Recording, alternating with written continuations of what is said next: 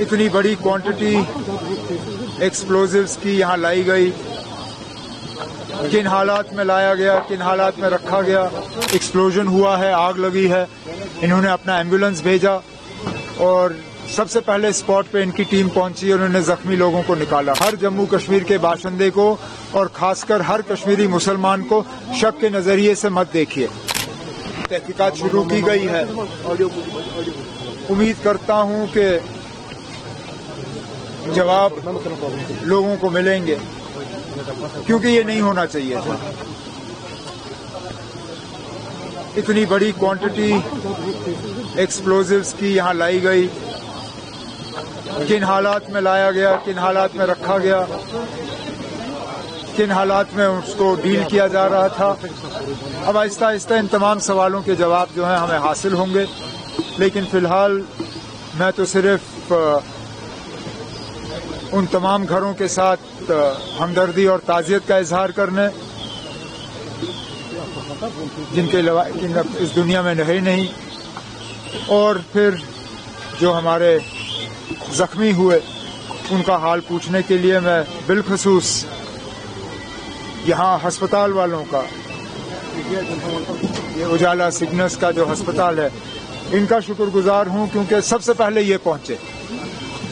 इन्होंने टेलीफोन का भी इंतजार नहीं किया, खिड़की से देखा कि एक्सप्लोजन हुआ है, आग लगी है, इन्होंने अपना एम्बुलेंस भेजा और सबसे पहले स्पॉट पे इनकी टीम पहुंची और उन्होंने जख्मी लोगों को निकाला।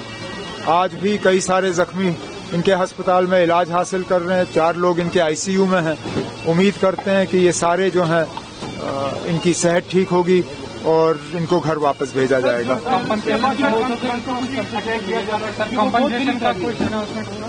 अब कॉम्पनसेशन का हमने पहले ही किया है, जो हमें यहाँ से मतलब चीफ मिनिस्टर्स रिलीफ फंड से जो हमें अनाउंस करना था वो हमने कर लिया है। इसके बाद जो मकानों को नुकसान हुआ है, स्ट्रक्चरल डैमेज, एमएलए साहब ने मुझसे उसके बारे में बात की, उसके लिए भी एक केस तैयार किया जा रहा है। जितना प्रोसीजर के तहत हम दे सकते हैं हम दे देंगे।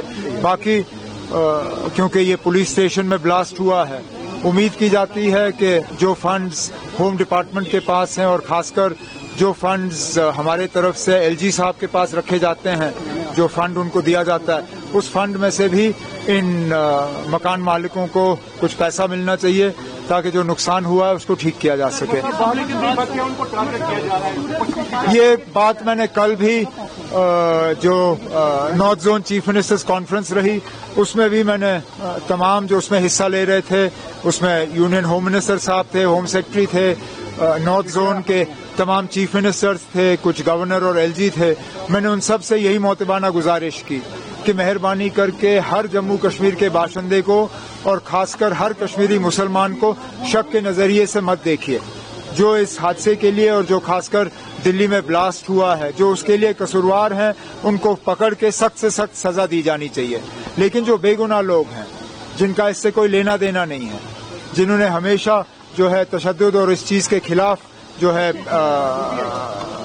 है अपनी आवाज बुलंद की, उनको मेहरबानी करके इस दायरे में मत लाइए। ये मैंने बात की है और उम्मीद करता हूं कि इस बात पे अमल होगा। सर, जो टेलर की फैमिली है वो चाहते हैं कि कोई हमें पुलिस से नौकरी, किसी को नौकरी मिलनी चाहिए, क्योंकि ये बेगुनाह था और उसको कौन टेलर, वो तो मिलना ही चाहिए, वो तो मिलना ही चाहिए। इससे पहले एसआरओ होता था, एसआरओ का नाम बदल दिया गया है, लेकिन स्कीम वही है। जो लोग ऐसे हादसे में मारे जाते हैं उनको एक नौकरी जो है कॉम्पनसेशन के तौर पे दी जाती है। मैं गवर्नमेंट के जो हमारे अफसर हैं उनसे कहूंगा कि इस टेलर की फैमिली के लिए भी एक केस प्रोसेस किया जाए और वो केस जैसे ही हमारे पास आ जाता है उसको हम मंजूरी देंगे।